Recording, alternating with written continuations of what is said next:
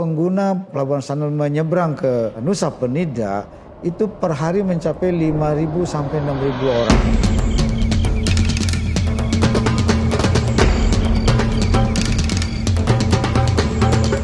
Kalau situasinya lagi kunjungannya meningkat, itu bisa mencapai puluhan ribu per hari. Jadi karena itu kawasan Sanur itu macet parah karena makin banyak yang menggunakan pelabuhan Sanur itu. Khusus mengatasi masalah kemacetan di wilayah Sanur, saya telah merancang yang pertama adalah membangun gedung parkir di Sanur di lahan milik pemerintah Provinsi Bali. Semua kendaraan yang dulunya parkir di depan Pelabuhan Sanur itu akan parkir di gedung parkir ini.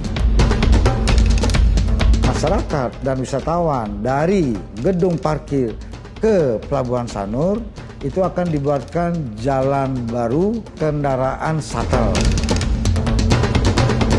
Dengan demikian, ini akan bisa mengatasi masalah kemacetan di wilayah Sanur, terutama jalan bypass Sanur Kota Denpasar. Sehingga dengan demikian, masyarakat lokal dan para wisatawan itu akan menjadi nyaman, aman, cepat, dan sangat optimal.